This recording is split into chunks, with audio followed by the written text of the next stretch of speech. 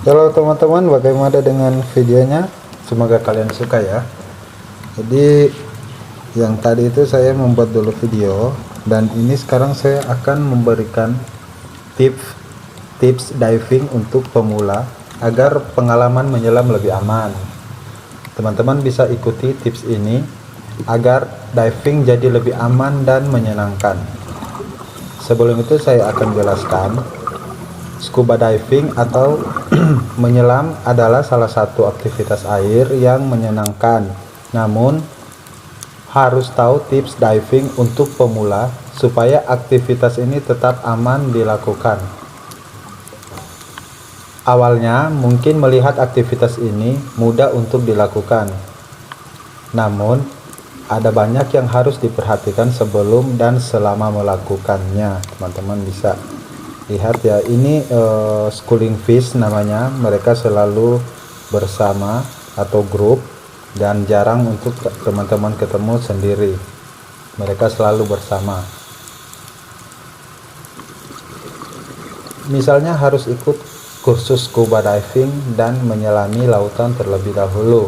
Jadi jika teman-teman ingin menyelam seperti ini, setidaknya teman-teman mengikuti kursus scuba diving ya. Karena ingat, menyelam di bawah laut ini tidak sama dengan berenang, karena sangat berbeda jauh. Kondisi lingkungan bawah laut pastinya berbeda dengan kolam renang, sehingga harus ada persiapan khusus. Oleh karena itu, tidak bisa sembarangan saat menyelam. Karena itu, untuk pemula, saya akan memberikan tips diving untuk pemula. Pertama, pastikan mendengarkan arahan dari instruktur atau pemandu. Tips diving untuk pemula yang pertama adalah memperhatikan instruksi lengkap mengenai diving yang diberikan pemandu. Mulai dari cara menggunakan masker oksigen hingga cara melihat kadar oksigen yang tersisa di dalam tabung. Mungkin harus mendengarkan penjelasan yang agak panjang mengenai hal ini. Namun ini semua penting, sangat penting memastikan keselamatan selama di bawah air nantinya.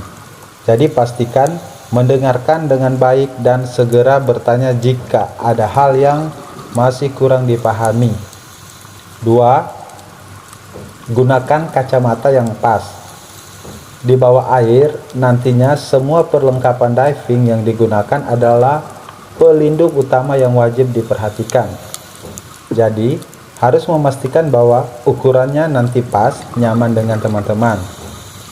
Salah satunya saat memilih kacamata renang atau Google. Mereka harus memiliki ukuran yang pas. Pasalnya, saat menggunakan kacamata yang tidak pas, ini akan membuat air masuk ke dalam masker, dan itu akan terjadi kepanikan kepada teman-teman. Akhirnya ini membuat merasa tidak nyaman atau bahkan membuat panik saat kemasukan air. Harus merasakan kekencangan kacamata saat fitting alat. Nah, jadi sebelum kita turun lebih dalam, biasanya kita memastikan lagi alat kita ya. Pastikan mencoba menunduk dan rasakan apakah masker terasa lebih longgar. Kencangkan karet masker juga sebelum masuk ke dalam air. Namun, jika nantinya air sudah masuk ke dalam masker, harus angkat kepala sedikit, buka masker dan dorong air dengan hembusan nafas dari hidung. Jika teman-teman tidak tahu melakukan, buddy Anda akan mempraktekkan terlebih dahulu atau instruktur Anda. Setelah itu Anda akan mengikuti cara instruktur teman-teman. Lakukan hal tersebut dengan cepat, dan jika bisa latihan dahulu sebelum benar-benar diving. Jadi biasa sebelum teman-teman diving turun ke laut, teman-teman akan diberikan pembelajaran kepada instruktur di kolam terlebih dahulu. 3. Jangan menahan nafas saat berada di air.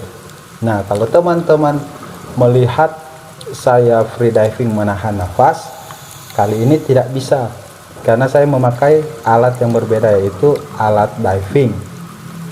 Kenapa saya tidak bisa menahan nafas? Ada hal yang penting saat diving atau menyelam, yakni jangan tahan nafas selama berada di dalam air, sebab kadang tanpa sadar akan menahan sedikit nafas saat menghembuskan udara lewat mulut. Hal ini ternyata bisa sangat berbahaya karena dapat menyebabkan kecelakaan pada paru-paru. Bisa bernafas dengan normal dan santai selama berada di bawah air. Jadi teman-teman rileks saja, bernafas seperti biasa, jangan panik. Cukup hirup udara dalam-dalam lewat mulut dan keluarkan semuanya lewat mulut juga. Jadi kadang biasa ada yang panik, dia hirup udara dalam mulut, dia keluarkan di dalam hidung. Karena itu di dalam laut tidak bisa seperti itu karena kita memakai masker. Kapasitas udara yang masuk dan keluar juga harus sama dan seimbang. Jadi harus balance ya.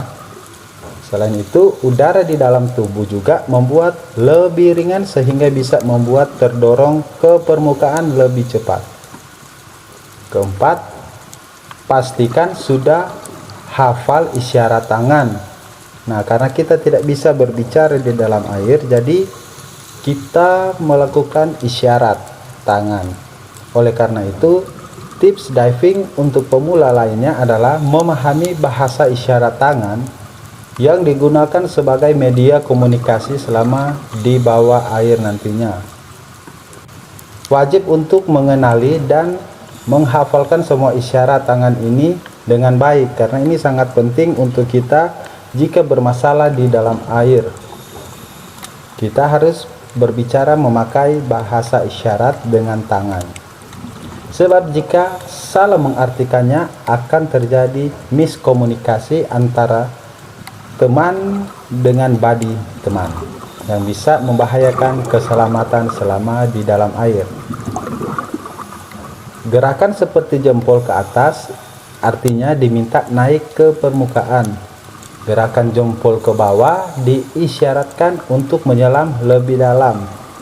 Telapak tangan yang bergoyang membentuk seperti gelombang artinya ada masalah. Telapak menarik garis horizontal di leher menjadi isyarat yang menyeramkan karena berarti kehabisan oksigen. Itu sebagian isyarat-isyarat, contohnya ya. Kelima, jangan jauh-jauh dari instruktur. Kenapa? Tips diving untuk pemula lainnya adalah tetap dekat dengan pemandu. Ini karena masih pemula dalam menyelam. Lebih tinggi resikonya mengalami masalah di tengah perjalanan. Jika berada dekat dengan pemandu, maka jika ada masalah nantinya lebih cepat ditangani. Jadi jika teman-teman ada masalah karena dekat dengan instruktur atau guide teman, lebih cepat untuk menangani masalahnya karena saling berdekatan. 6. Sesuaikan telinga dengan tekanan air. Nah, ini yang penting juga. Setiap meter tekanan air semakin kuat sehingga nantinya telinga semakin terasa sakit. Bagaimana caranya? Caranya ini melakukan equalizing. Ada cara menghilangkan sakit di telinga saat berada di dalam laut, yakni teman-teman tekan dan hembuskan nafas dari hidung dalam keadaan hidung tertutup. Jika tidak bisa menelan ludah setiap kali telinga terasa sakit. Nah, itu tekniknya ya teman-teman.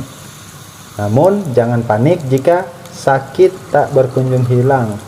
Teman-teman harus sampaikan kepada pemandu teman-teman atau guide, atau teman-teman bisa sampaikan ke instruktur teman-teman.